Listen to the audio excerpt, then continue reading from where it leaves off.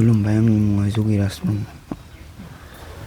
आं बे जाथायाव नुदों बिसोरो जोंखौ अन्थाइ खुबैग्रोदोंमोन फार्स्टआवनो। अन्थाइ खुबैनानै ओमफ्राय बिराद बुरजा अन्थाइ खुबैदों आरो। बेनि उनाव आइनिया माबानानै नुवासै ओमफ्राय नोंखौ उनाव गारिनिफ्राय दिहुननानै लांबाय बिसोरो? बिलथायखांनानै बिसोरखौ बरनग्रोजोब्बाय आरो ओमफ्राय उनाव आंखौ बरनबाय ओमफ्राय बुबाय। बुनानै बिसोरनि आखाइयाव बोरला दंमोन, सिखा दंमोन।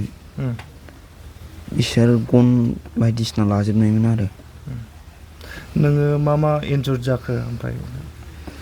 आंनावथ' आखाइ बायदों, ओमफ्राय नैबे आखाइ फारसेयाबो आगदाना बुनाय, ओमफ्राय आथिङाबो बुनाय आरो खर'आवबो ब्लाड जमा जानानै दं। आथिङावबो दानदों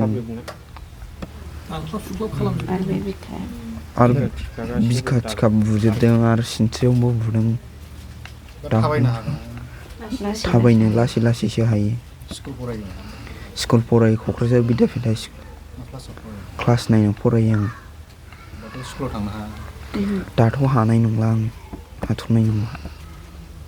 फरिखाबो जानोसै। आच्चा, जेब्ला गारिनिफ्राय नोंनि बिफा आरो सासे गारि सालायग्रा बेखौ नोङो सिगांग्रो नुनानै मा सानामोन? आंथ' फार्स्टआवनो गिदोंसोमोन। आं थैखासिगोनसो नंखादोंमोन। बिसोर साबैसे दंमोन बे जाथायथिलियाव? बिसोरो बिराद बुरजा दंमोन। साननो हाख'आ आरो। औ। माने जाय जेरै हागौ बिसोरो माने नोंसोरखौ बुलाबायदों, आक्रमन खालामदों।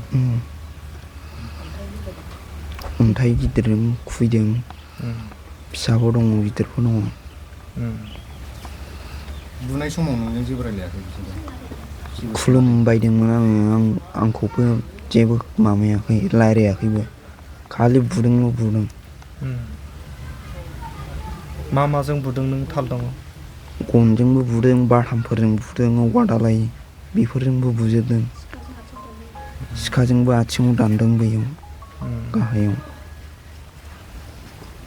दा बहाय ट्रिटमेन्टआ सोलिगासिनो दं? गुवाहाटि GMC। न'आव माला फैया? न'आव हस्पिटालनिफ्राय 29 थारिखआव फैदों। दा थांफिननांगौ? थांफिननांगौ। फरायसा हिसाबै आरो जाथायाव जिथु गोब्राब जोखोम मोननाय हिसाबै सरकारखौ मा खावलायनो लुगैयो नोङो? सरकारा आंनि थाखाय फिसा फिसौबाबो गभर्नमेन्ट जब होबा मोजां जायो आरो। आसाम सरकार आरो BTC सरकारा।